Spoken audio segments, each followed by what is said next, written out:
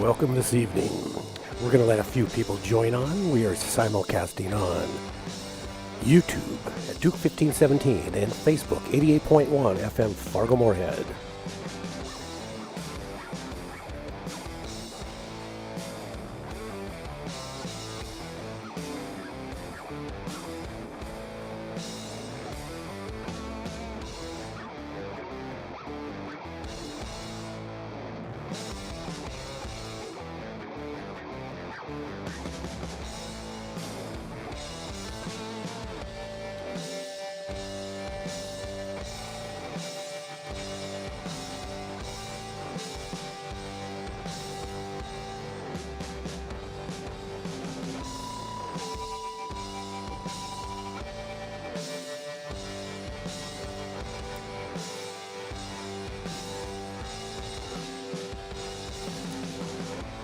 We left our staycation to bring you some news because some big things are happening in Minneapolis and Minnesota. You need to hear about this.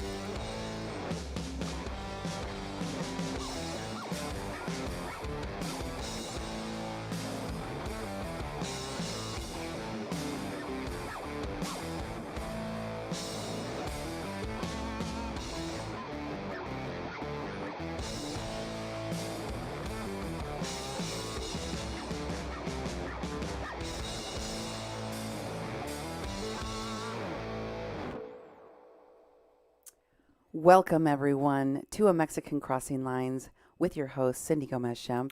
And Duke Gomez-Schempp. You're listening to 88.1 FM KPPPLP Fargo Moorhead, where we are adding local color to your airwaves. Tonight, the focus of my show will be the Minneapolis Riots. I'm calling it the Minneapolis Riots because although they were supposedly protests meant to be peaceful, they have not been. They are not now. I say this because there's a very big difference between a protest and a riot. One of them has a purpose. One of them is simply havoc, destruction, anarchy. We have the latter, and that is what the topic of today's show is. And for those of you that are following us here in the Fargo Moorhead metro area that have been listening to or following the news of what is happening in Minneapolis, and for the rest of the country and even the rest of the world, being from Minnesota, broadcasting here in the Fargo Moorhead metro region, it gives us a unique perspective. I think both Duke and I have historical perspectives on the city, on the region where the riots were taking place yesterday and where they're taking place now, as we speak at this very moment in the Twin Cities, both in Minneapolis and now in St. Paul. And we're going to share all of those views and opinions about what has happened, but we're also going to show you some facts. There are some very disturbing things that I discovered, or should I say people and organizations that I discovered that have parachuted in to take advantage to, in an opportunistic fashion, hijack the suffering, the pain, and the anger of the people grieving the death of George Floyd. And I say this knowing that we can never ask and we can never know what George Floyd would be in agreement with. None of us can say, yes, he wanted Minneapolis burnt to the ground. None of us can say this is how he would have wanted things to be handled, because he's not here to tell us. But what's really disturbing to me is to see this message, the pain, the injustice, the very clear injustice of what has happened to this man and his family. Hijacked, trampled on, damaged by the actions of extremists, of mercenary activists. Mercenary activists, which we are already familiar with. And I'm going to show you all of that on tonight's show. But first, I want to thank you for following us on social media, for messaging me. I want to invite, especially my long standing followers and listeners, those of you who've been following us since we first started broadcasting several years ago, and especially those of you who have followed us since we started reporting on Standing Rock. I want to make a special appeal to all of you to watch and share this show diligently and to help us here at 88.1 FM radio to collect the information that we will need to get to the bottom of what is happening in Minneapolis right now. Because we need to investigate what is happening with the people who have decided to hijack the message and to, in an opportunistic fashion, take advantage of the passing of George Floyd for their own advantage, for their own agenda, for their own political purposes. Because that is exactly what I think is happening. But I'll let you decide when we get into this. Duke, can you tell folks how to support our work? Definitely. And, those of you who have been following us and watching our old shows, remember disaster vultures? Same deal happening here. And flights are cheap. There's people that are trying to get over to Minneapolis. They want to prolong the stuff going on down there so they can be part of the vultures that come in, swoop in, and take over this for their own agenda. Get back to work, people. Help us out. Give us information. Send information to us. You can do it many ways. One way, you can call our message line, 701-566-0917, 701-566-0917. You can send an email to Cindy at kpppfm.com or an email to me, Duke, at kpppfm.com. You can go to 88.1 FM Fargo Moorhead on Facebook, also Mexi-Can and the People's Press Project.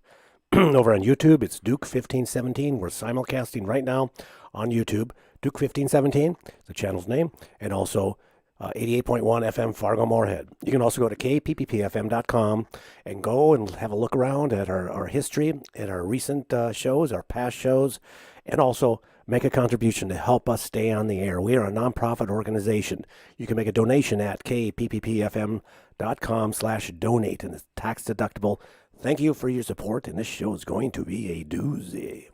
Now, I want to just start off by saying that Duke and I spent hours and hours into the wee hours of the day, of the morning, watching the riot unfold, the city, or a part of it, burn to the ground. This is what it looked like this morning. And if you mistook what you're about to see for a war zone somewhere in Afghanistan or Iraq, I wouldn't blame you. This does look very apocalyptic. Can you see what I'm talking about? This seems like it's out of a movie, doesn't it? Yeah, that's South Minneapolis and Lake Street. And through this haze of smoke and the figures walking through the wreckage, the burned wreckage. Burned vehicles. That's a truck. That's a semi. Semi's been burnt to a crisp.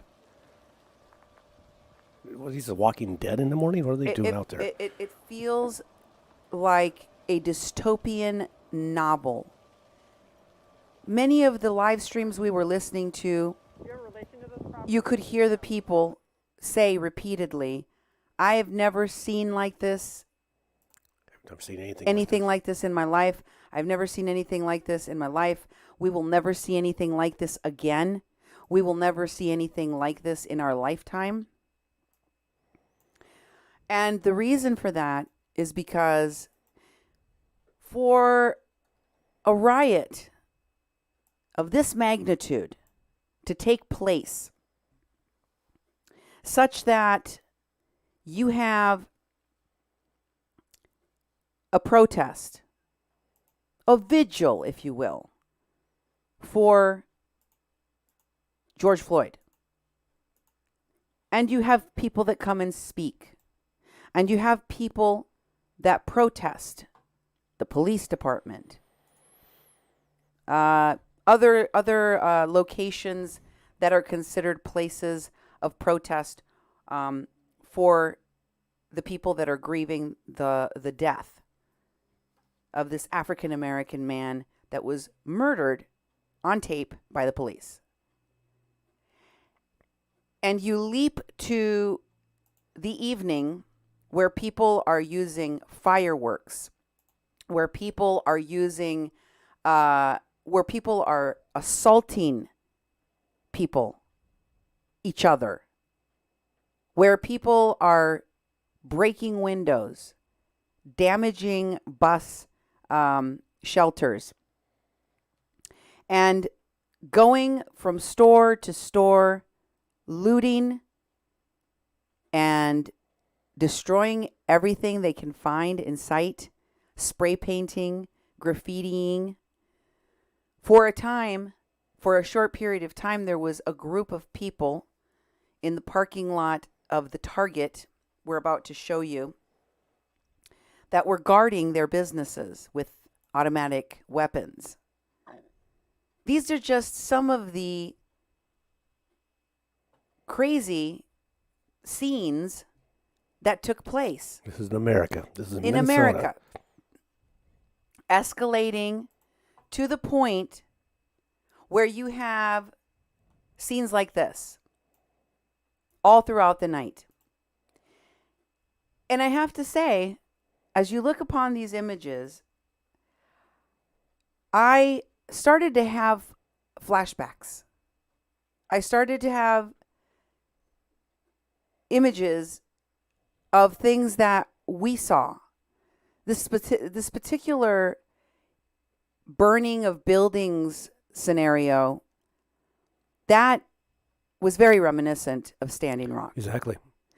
So much of the Standing Rock eco village that was created supposedly to create a sustainable place for Native Americans was destroyed and burned down. People were injured. People were maimed. And sadly,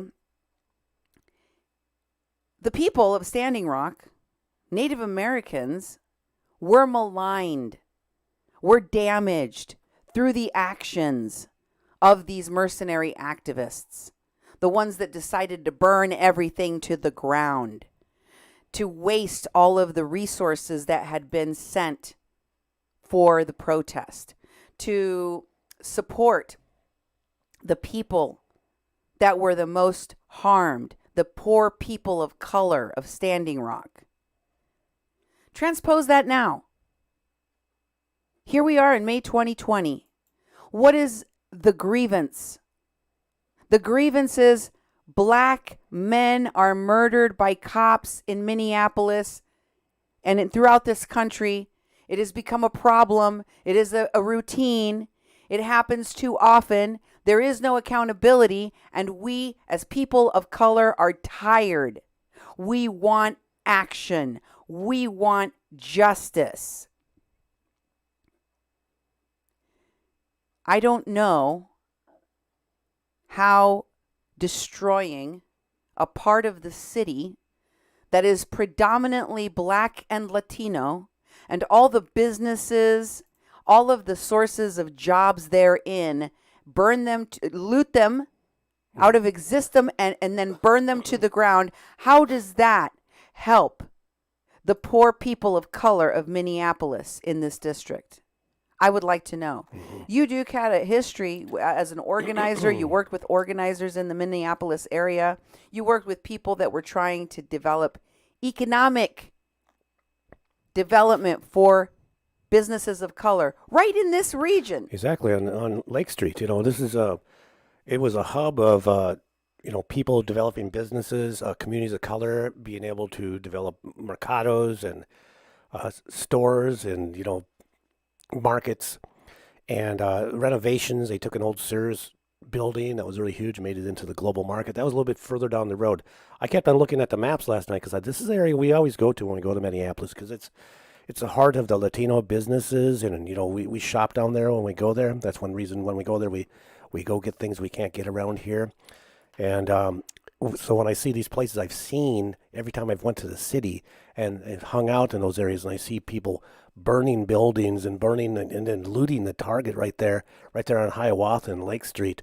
And then I see them doing stuff down the street, and then they're going the other way, and I'm like, they're going towards the Mercado, the central market, And it's like, it's just disheartening. And we stayed up till 4 a.m. watching the live streamers, and these were the scenes we saw this morning.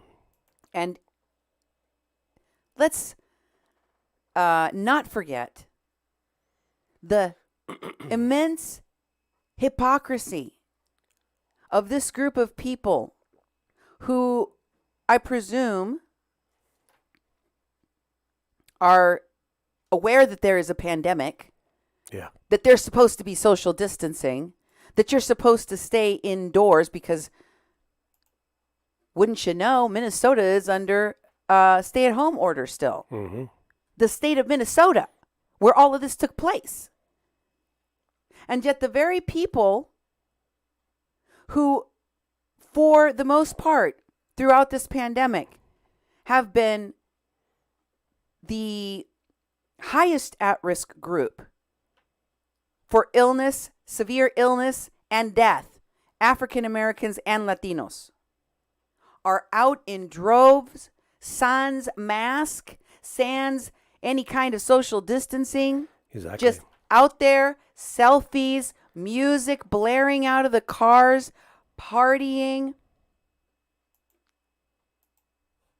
I don't understand in what way that brings justice to the family, does justice for this issue or for this city. It doesn't seem to me like it's a very well executed plan for success to change the law. And by the way, this is a Democratic state with a Democratic governor, a Democratic lieutenant governor, a Democratic black and Muslim attorney general, and a Democratic senator. Mm-hmm. And this is the same state, this is the same city and the same police department that in 24 hours fired all 4 of these police officers and vowed to do a thorough investigation, to act swiftly, and to take action. And yet somehow, these protests were escalated from peaceful, from mournful, from groups of people redressing grievances, demanding justice, requesting swift justice and action, to utter chaos, destruction, and what looked like some apocalyptic version of Burning Man. Mm-hmm. And I know a lot of you are asking, what is real? What is spectacle? Who is there that's a native of Minneapolis? Who are the people affected by this? Who are the people the most affected by this that live in this neighborhood? And how many of the people that are there are activists, mercenary activists, paid activists, media allies? Not mainstream media. There was no mainstream media. But media allies and live streamers sensitive to the cause, if you will. Because I'll tell you, I started noticing a lot of things that reminded me of the con artivists. of the Standing Rock activists that hijacked the message of the Standing Rock Native American fight, which was for their land, for their sovereignty, for their environment, for clean water. And instead it was hijacked by organizations, NGOs, and groups that had something else in mind, who took the money and ran, left North Dakota in a shambles, holding the bag, as they are now doing to Minneapolis. And I'll tell you what else I know. They got snacks. They got snacks. Have you ever seen something so organized that these activists are out there and they got snacks? Take a look for yourself.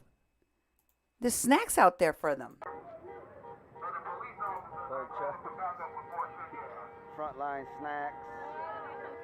Ooh, there's somebody about the Jolly Rancher. Mighty nice snacks. The frontline snacks. That's right.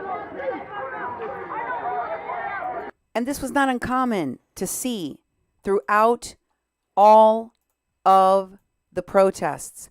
Giant boxes of water strategically placed along the street, on the berms, even sometimes in the middle of the street. Entire cases of water, jugs of milk or something that looked like milk.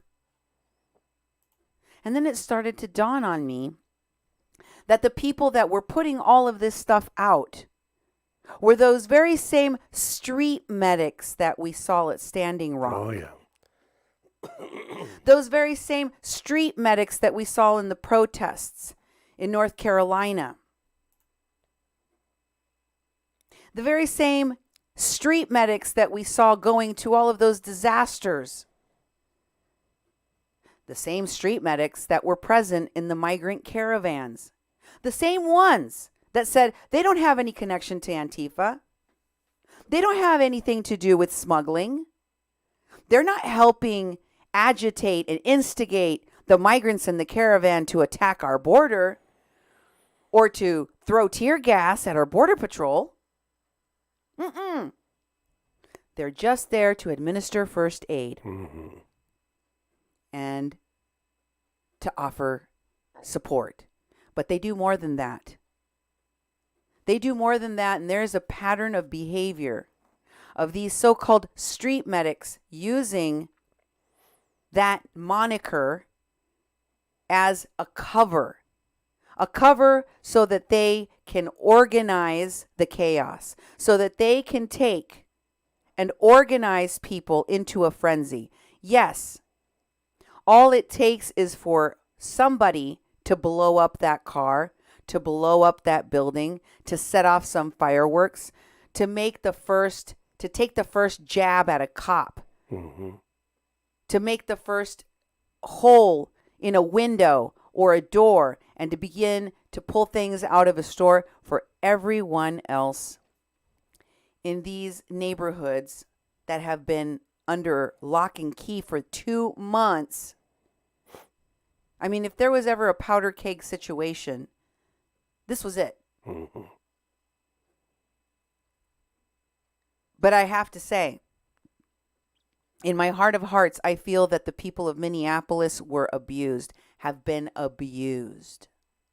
I pray that under the president's direction, there is a full investigation with the FBI and of those who hijacked the message, the purpose, the goals of the people of Minneapolis in their desire for justice. Let me show you what was going on at night. Here's a little pizza buffet that was set up in the middle of the Target parking lot so that hungry looters could get a snack in between. You think that's just a coincidence? That somebody had the forethought to make sure that wherever the actions were taking place, they had people to clean up anybody that got injured and get them back in there. Exactly. And make sure they had pizza. Keep them fed so they Jolly Ranchers. can keep on keep on looting and rioting. And Monster protein drinks. Right? Yep. Monster drinks. No, they're not protein drinks. They're Energy drinks. They're energy drinks. Yep. Yes. You know what else I know? I know that they were planning gatherings. Incidentally, it's called the Justice Caravan. Caravan, you say? Why, what would that have anything to do with all of the people that have been killed by officers? Mm-hmm. Maybe the people that organized these gatherings in Minneapolis were people involved with the caravans? I don't know. Take a look for yourself. The group that created this meetup is called Free Them All. Free them all? Free them all from what? All the people that you're looking at, George Floyd, Doug Lewis, Ahmaud Arbery, Breonna Taylor, Myron Burrell, they're dead. Yep. We're going to free them from death? No. What they're talking about is Free Them All is the group, is the organization that has been demanding that everyone in quarantine in detention facilities during the pandemic be freed. That all of the people that are sitting in jails that have a higher risk of getting sick from COVID and dying be freed. That's where the Free 'em All campaign comes in. You saw me sharing that with you as the beginning of the pandemic started. You heard me condemn the fact that they were putting themselves and others at risk by protesting during a pandemic despite stay-at-home orders and the recklessness with which they involved people. And yet, here they are, inviting people to come. I think that was the pretext so that they could bring people in that weren't from Minneapolis. Exactly. That came from all throughout, mercenary activist USA. It's like the bat signal for Antifa, for anarchists, for cop watchers, And for Standing Rock phonies. And what about the quarantines? When you travel across the country, especially from hot spots in the country with COVID. Remember COVID? COVID went out the window last night from Minneapolis. People coming from other cities, people coming from Chicago, Washington, New York, California, flying into Minneapolis because flights are cheap. There's no quarantine yourself for 14 days before you go out in public. They go right out in public without masks on, and there's more and more coming, and they want to keep it up there. It's happening tonight. I don't know how many days it's going to keep on going, but people are coming in and filling those ranks. And I was really, at first I thought maybe because they looted the Aldis, the Cub Foods, all of the grocery stores in the area were completely destroyed. Mm-hmm. Thanks a lot, mercenary activists. Now, yeah, all of the people that actually live in these neighborhoods that aren't going to fly out after this is over won't have any place to go shop. One of the children that grew up here in Moorhead, one of the sons of my very good friend, Marta Castañón, worked in that Target. Today, he is jobless. Thank you, mercenary activists, for the jobs, the many thousands of jobs you took away during a pandemic, needlessly. You destroyed essential businesses. You created food deserts. You destroyed places of work and business and education. You destroyed a school, an excellence academy. I mean, the pharmacies. Mm-hmm. They looted the pharmacies, the pawn shops. What does that have to do at all, in any way, shape, or form, with the death of unarmed black people or handcuffed black people? How does that bring justice to this situation? How does that help the poor people of color in this neighborhood, in this community? Help me understand, because I don't understand. Mm-hmm. Look at the milk jugs that were laid out. This is the kind of scenes we saw all over these videos. These jugs and all of these people that you see here, who I am assuming are these street medics. You know what else I saw? I saw Unicorn Riot. Right. I saw many of their media outlets out there. And of course, Bernie Sanders supporters They were there too. And many of the people that went up and talked to the Unicorn Riot people, as you can see, they were appearing at Coachella and were, getting a chance to talk into the mic. Yeah. They were giddy. They were making shout outs to their friends. They were smiling. They were big laughing. Party. They were huge partying. Party. And the gentleman that wearing in that Bernie shirt, if you find this video with Unicorn Riot, I really suggest that you watch it. It's fascinating how biased, I believe, the reporting is, because the people that are coming up to share their stories, many of them are media allies that went back to Standing Rock and to other places where Unicorn Riot and their media allies have gone to put their own personal spin to, once again, not just hijack the issue and the message, but to make sure that the only things that you hear, the only things you're going to hear, come out of those so-called media platforms. They're going to control what is said, what the message is. And many of those people, including Unicorn Riot, have already come out to say that the media is being attacked by the police. Sound familiar? Mm-hmm. We heard that at Standing Rock. Exactly. We heard that in Mexico. Guess what else they're doing? They are justifying the looting, the destruction of property, the burning of a city, ending of thousands of jobs during a pandemic, the lack of social distancing, the lack of masks, the lack of any kind of security for these people, this displacement of people from their homes, from their businesses.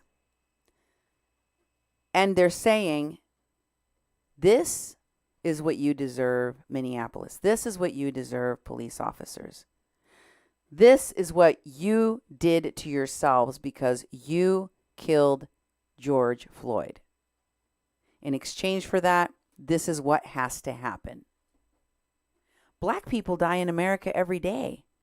I don't know if you're aware of this, but black people and Latino people and Native American people are shot and killed and die in police custody every single day. And you got to ask yourself, why this guy? Why this particular city? Why now? Whoops, it just so happens to be an election year. It just so happens to be right before the election. And make no mistake, these people out there protesting, they know they're hurting people.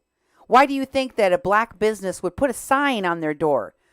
Like the people putting blood over their doors during the Exodus to make sure that the plague didn't get them. Because they want to protect themselves. They want to send a message that, guess what? If you hurt all of these buildings, if you burn this whole area down, you're hurting black people too. The very people that you were protesting on behalf of. And this is what they're doing in St. Paul today. Take a look for yourselves. One moment. Yeah, it's something that people would have to put up signs and to be able to tell them, don't wreck our place. It's black owned, But, yeah, that's sad. It is. And this is what they're doing today. Now in St. Paul, which is, again, a very densely populated area of Black and Latinos. So this is St. Paul today. This is St. Paul at the Target in St. Paul. And you see there are state troopers as well as police. The crowds are already out of control. They're already being aggressive, throwing things. How much longer will the police be able to hold these folks? Yeah. I predict that for tonight we will see what we saw in Minneapolis. Here's another video. They didn't just target the Target. They also attacked the Verizon. Here they are going into the Verizon. This is the Verizon store. They're also breaking the windows in broad daylight, folks. Yeah. Broad daylight. Yesterday, Oh my when God. all of this was going on, I noticed distinctly the lack of law enforcement and the lack of firefighters. The city was blazing and there were no firefighters. And today, folks, very early in the morning, Al Sharpton himself flew into Minneapolis and descended upon the city to say, in part, and this is very interesting, and I quote, "If they would have prosecuted Daniel Pantaleo, the officer responsible for Eric Garner's death, maybe George Floyd would be alive today. Because other police officers would fear the consequences." As many of you know, Daniel Pantaleo was not removed from his position or in any way punished for what he did to Eric Garner for 5 years. For 5 years. So for this long period of time, this officer, which had a history of some problems, complaints, misuse of their power. But it was very, very interesting. I thought, well, that's a weird thing to say. Don't you think it's weird that, how did you make that leap? Why are you leaping? I feel like this is a stretch. Like, you know, the guy that's stretchy in the Fantastic Four? Yep. Like, this is a real stretch, even for Sharpton. If the prosecution of Daniel Pantaleo had happened earlier, maybe George Floyd would be alive today. What? Until I saw this article released about Amy Klobuchar. And then I was like, this is in Yahoo News. Headline, Amy Klobuchar declined to prosecute the officer at the center of George Floyd's death after previous conduct complaints. Oh, the plot thickens. The plot thickens.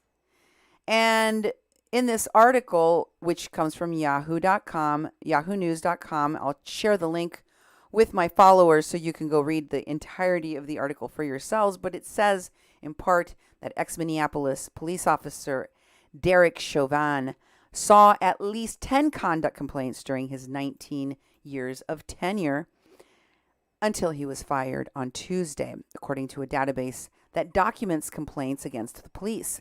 In particular, he was involved in the shooting death of a man who had stabbed other people before attacking the police, as well as some other undisclosed complaints. Klobuchar did not prosecute Chauvin for the first death, and he was later placed on leave when he and other officers shot and wounded a Native American man in 2011. As the Washington Post noted in March, Amy Klobuchar, quote, declined to bring charges in more than 24 cases in which people were killed in encounters with the police as Hennepin County attorney. Instead, she aggressively prosecuted smaller offenses that have been criticized for their disproportionate effect on poor and minority communities. The Post continues. And as Klobuchar undergoes vetting to become a possible vice presidential candidate, the track record is being scrutinized and criticized once again. You know who is particularly interested in criticizing her? All of the people in the Bernie Sanders camp. The Democratic Socialists of America are trying to destroy the Democratic nominees? Wait a minute, didn't Biden get endorsed by Bernie Sanders? Yep. Wink, wink. Minneapolis also had their police precinct attacked. And in this video I'm about to show you from the station WCCO, you can see the tense moments in which the reporter is capturing through a fence the destruction of the fleet of police cars, just totally destroying them. And then the riot police come in. Check it out.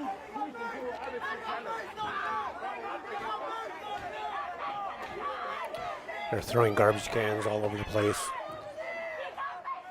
This is a police parking lot at the precinct.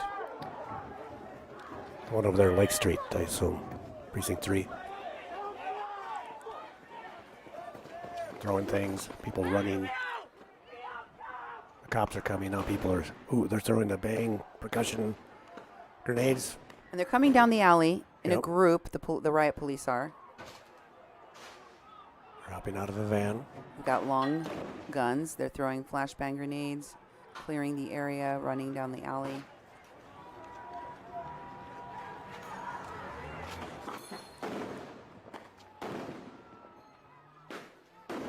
I'm with WCCO. Get out of here. Get out of here. Okay. He's like, thank you for letting I'm me going live. to live. And then he's running. Oh, that's so intense. There's other police officers, though. Yep. He has to tell every single cop he goes near. Yeah, because he's running. Because he's running, and he was just in the area where all of these activists, they're mercenaries. I hate to lump activists, real activists, into the group of these mercenaries, because these mercenaries are out to hurt people. They don't care what community they poop on or destroy. They don't care how they hurt the cause of the people they're supposedly defending. It's just mayhem. It's just havoc. It's just anarchy. Complete and total anarchy. And that came from Standing Rock. There was no rhyme or reason to what happened to Standing Rock Camp. The destruction of millions and millions of dollars. You couldn't have just left the camp and let the people of Standing Rock, the very poor, extremely poor people of Standing Rock, keep the solar panels, keep the yurts, keep all of the wood, all of the buildings, all of the equipment, all of the donations, all of the drones. No, they couldn't. They had to destroy it because there was a purpose to their destruction. And they destroyed with the hope of getting the attention of the media. They destroyed with the hope of turning this from an incident that was being handled by Minnesota into an international incident, into something that puts the world's eyes like a spotlight on what's happening in Minneapolis. That's why they had to burn it down. That's why they're using the tactics of Standing Rock and even the people who were there. This video from a man streaming at the protests named Brian Labatt, a man who, by the way, was one of the people that attended Standing Rock, shows people commenting there. One of the people commenting, Tristan Hartwell, who also attended Standing Rock and supported Standing Rock, says, "It's not Standing Rock, but kind of like it." And this idea that this is like Standing Rock is echoed by the guy taking the video. Take a listen for yourself. Mr. Labatt in his video. Here he is. He just got tear gassed.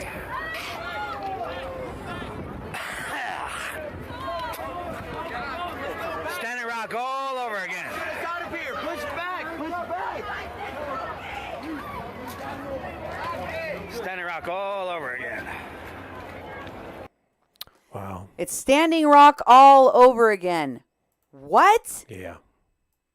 What does Standing Rock have to do with Minneapolis? You are putting it into that category because it suits your agenda. And I couldn't help but continuing to find again and again and again the comparisons. And of course, the advice from Standing Rock medics and leaders like Linda Black Elk, who posted this right after the evening's riots. I understand that looting isn't right. I do. But listen, police behavior at peaceful protests leads to rioting. I saw it at Standing Rock, and I'm seeing it happen in Minneapolis. Protesters are peaceful and unarmed. Why did the cops show up in riot gear in Minneapolis, but wore only face masks for armed white protesters at Capitol buildings across the country only 2 weeks ago? Number 2, not all rioters are protesters. There are plenty of instigators who are very purposefully trying to make peaceful protesters look violent. Some are business owners needing an insurance claim after months of COVID shutdown. Some are white supremacists who want to get people of color killed or arrested. It happens. We've all seen it. Yeah, you would know, Linda, Yeah. because you and your street medics helped to cover up the crime against the Kathleen Bennett family. You and your street medics were the people that were covering up the travesty that took place out at Standing Rock, the damage that was done. You would know about the difference between rioters and protesters because you saw that happen at Standing Rock, just like you said. But the fact is that all of these folks giving advice were on the wrong side. Now, maybe Native Americans need some paternalistic leader like Linda Black Elk or Chase Iron Eyes that don't even represent the tribe they're speaking on behalf of to decide how best to resolve the problems in Indian country. And maybe the black and brown people of Minneapolis need the same now. Do you suppose that's what it is? They just took it upon themselves to fix the problem in Minneapolis by parachuting into the city like Al Sharpton and hijacking the message of that community? Because whatever their reasoning, it doesn't justify the destruction that we're seeing, no matter how many times you say that it does. It doesn't lead to rioting. Rioting has no purpose. This is what is being done. This is what was being shared from inside of the Target. Very, very sad images where there's equipment. This is the cash register being broken into bits. Why are they breaking all of the cash registers? Every single cash register inside that Target was destroyed. Now take a look at this activist, writer, and supporter of the Democratic Socialists of America and Bernie Sanders surrogate, Sean King. Of course, he has inserted himself into this conversation as he usually does in matters of police brutality. And here he justifies what happened with the riots, with the looting, saying, "No, I won't call for people in Minneapolis to stop this. This is a natural human response to a man being lynched in broad daylight in the middle of the street as he begged for relief of any kind, telling them he couldn't breathe. I fully agree, understand. I have the same rage in my heart. I think millions of us do. It's too much. Arresting and even convicting is fine. That needs to happen. But we need this police violence and white supremacist violence to stop, period. And so you fight violence with violence. Yeah. You fight destruction with destruction. Right? Is that what we're doing now? I guess. No, you're wrong. This is not the natural human response. There is no natural human response where people burn down their own neighborhood and destroy the place where they work. That's not true. That doesn't happen, and it doesn't happen in mass unless someone gives it a little nudge. And people like Sean King are doing just that. Take a look at this video that he shared of what was going on inside that same Target. This was shared by Sean King. You see the people looting. He shared this video along with this message. This is what he said. Along with that video, he said this. No, that's not the video, the message yet. This is what he said about the Target video. That's the My Son video. Okay. In the Target video, he says this. This is the Target in Minneapolis. Let me tell you what I think about it. Let me tell you what I think about the looting. You just saw the video for yourselves. Yep. If you want to, you can play it again while I read this. He says, this is the Target in Minneapolis. Let me tell you what I think about this looting. Okay? Target is headquartered in Minneapolis. And I think that this entire business, this is the video that he was writing this about. He says, as he posts this video, okay, this Target, this entire business community there and all over the country has benefited from the systems of structures of white supremacy, mass incarceration, and police brutality. And I think that it's time that Target and other corporations understand that when an unarmed, handcuffed man gets lynched by the police in broad daylight, that the response will be so fierce that their stores may be destroyed. Do you understand what he's saying right there? Mm-hmm. It's time for Target and every other big box and every other retailer and every other business in a large city or in a small city for that matter to realize that if a black man gets killed by police, your business might not be safe. That's right. It's your responsibility now. It's your fault. It's your fault. Yes. He goes on. Let me finish. He goes on to say, police brutality is bad for business. That's what I'm saying. And our people have been pushed too far. With no outlets for justice that seem reliable. Listen, maybe you love Target. My family likes to shop there. But I don't care about the multi-billion-dollar Target corporation right now. I care about extrajudicial violence against black people. And here's what I know. Corporations could make this beep stop. Money talks in this country. And if Target demanded that those 4 officers be arrested tomorrow, they would be arrested. So Target's the police. You fell down. You fell asleep at the wheel. You should have been out there demanding that these 4 men, these 4 cops, be arrested so that your store wasn't burned down today. Mm-hmm. You messed up, Target, Cub Foods, Aldi, Wendy's, the pawn shop, the AutoZone. that AutoZone, the school. Mm-hmm. It's your fault. You stupid businesses. Why did you set up in Minneapolis? There's a bunch of black and brown people there getting killed by the cops. Didn't you know this was going to happen? What? That's the message? Not only is he not going to tell people to stop rioting, he's going to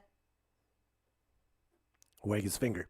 mansplain to these businesses, you had it coming. I mean, you were kind of asking for it. So I guess it's Target's own fault. I mean, Target kind of wanted to get looted, right? And then, of course, he shared this video. This video, by the way, which I'm about to show you, is outside of the officer that had his knee on George Floyd's neck. Okay. The officer that most people want arrested more than any others, Mr. Chauvin. And they're outside of his house, and there is a lot of protesters screaming and yelling outside of this man's house, and there's police presence there protecting the home of this officer. And Sean King posted this saying, "Dear American police, lynch a man and people will show up at your house. Video from my homie at my Sonny, New York General, and the brilliant team at Until Freedom." So let's look at this video, and I want you to listen real carefully. You're about to hear. Well, why don't you go ahead and play it? Listen. We live at the officer's house. Tamika said the 70 to 80 police officers are starting to walk up this block right now. Yeah. Okay. I'm on. Did y'all catch that? Oh, we got about, there's about 20 of them right here with riot gear. Rewind. Officer's house. Pause. He says, we're at the officer's house. And right after this, listen very carefully. Someone walks up to him off camera and says, Tamika says 70 to 80 officers are starting to walk up the block right now. Take a listen. Tamika said the 70 to 80 police officers are starting to walk up this block right now. Tamika? Tamika. Tamika who? I thought, oh, dear God. Is he talking about Tamika Mallory? Mm-hmm. Why, of course, they're in the Justice League together. No, not the one in the cartoons. This Justice League. You went past it. There is it. It is. Oh, you went past it again. Justice League New York. Here's the Justice League that both my son, I don't know if that's his real name, my son, and Tamika Mallory were in the Justice League together. This is a picture of this gentleman with the mask on, my son. It says from left to right, the Justice League of New York City. Oh, by the way, did I mention my son is from New York City? He's not from Minneapolis. What's he doing there?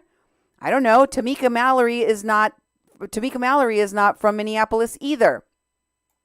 So you have in order my son all the way to the left, and next to him is Linda Sarsour. From the Women's March, the one that created the Women's March, Linda Sarsour?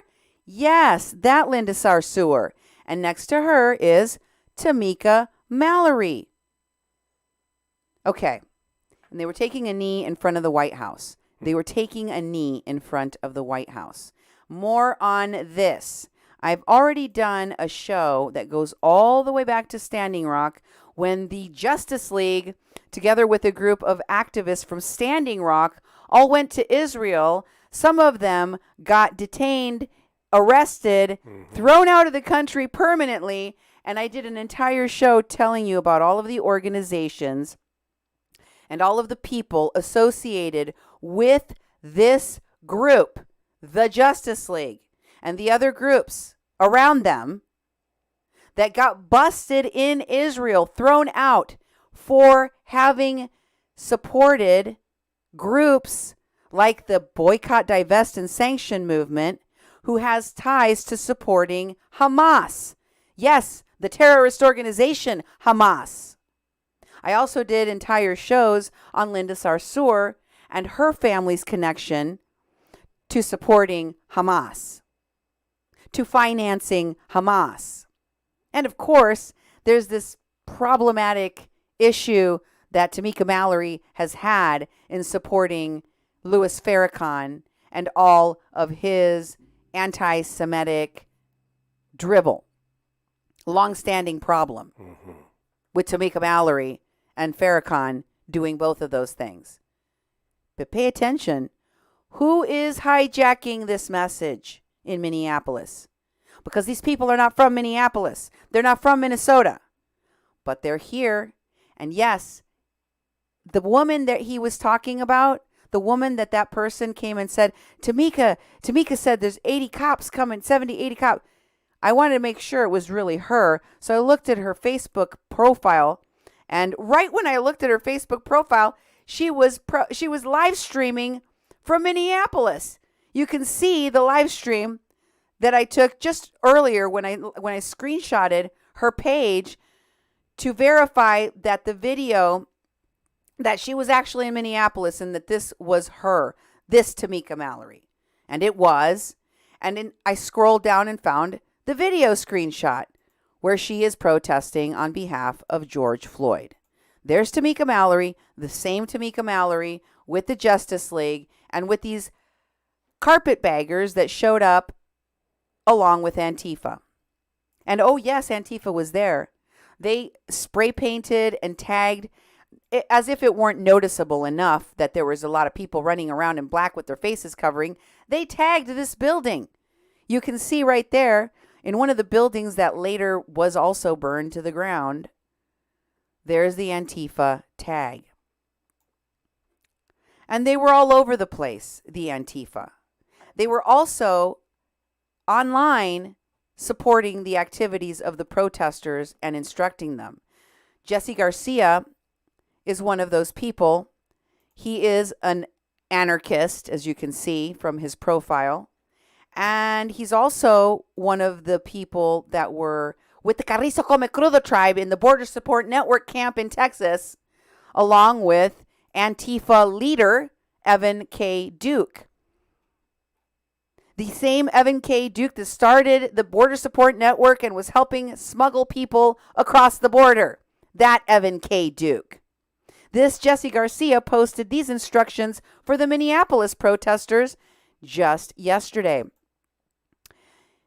This is a great time for me to remind all my Minnesota friends hitting the streets that standard facial recognition software utilizes at least 6 data points, including your eyebrows, ears, and eyes. So if you mask up, wear a hat, a hood, a truck, and tuck that hair in and cover those ears. Make sure your bandana or mask has a pattern to confound the software analysis of the curves of the bottom half of your face. And if you get caught on tape, they'll do gait analysis too. Keep all these things in mind if you decide to go out. They're using 40 millimeter ink balls to tag anyone throwing rocks. These rounds and lethal are close.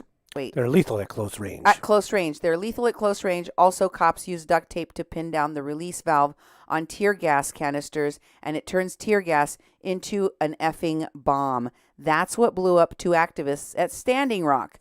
One almost lost her arm, and the other was permanently blinded. De-arrests are holy. Stay frosty. You know what de-arrests are? Yep. It's when someone is being arrested for criminal behavior like rioting, and a group from the mob of rioters comes, attacks the police, and de-arrests the person. Yep. Takes them away from the custody of police. That is what this activist from Standing Rock, one of the many carpetbaggers inserting themselves into this horrible injustice, this horrible crisis occurring in Minneapolis. That's what he had to give as advice to the people of Minneapolis. And I want to leave you before I go any deeper, and I will, because you know me, I always bring the receipts, and I have to document what these con artists are doing for all of posterity. But I want to tell you, I was disheartened. And I was very heartbroken, angry by what took place and the vacuum of leadership condemning it.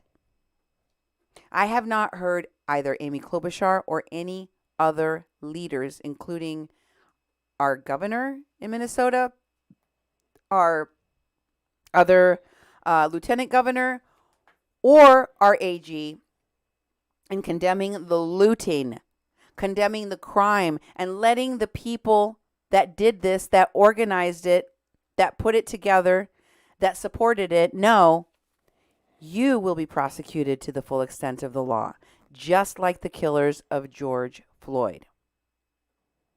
But maybe it's because they may not have such a big problem with Antifa in their town. Maybe they're okay with it. Maybe they even support the work of Antifa. I don't know.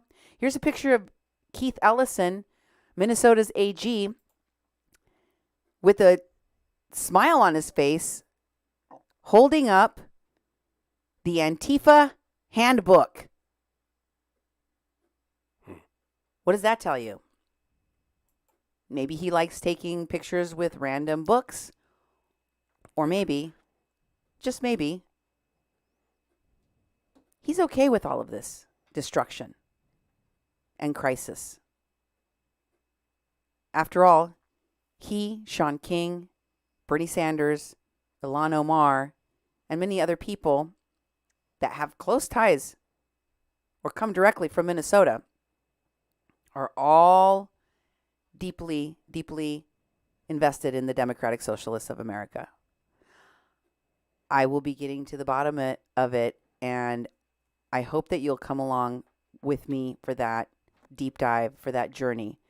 Keep watching out for what's happening in Minneapolis, St. Paul. I know I will. Thanks for being with us here on A Mexican Crossing Lines with your host, Cindy Gomez-Schempp. And Duke Gomez-Schempp. You're listening to 88.1 FM KPPPLP, Fargo-Moorhead, where we are adding local color to your airwaves.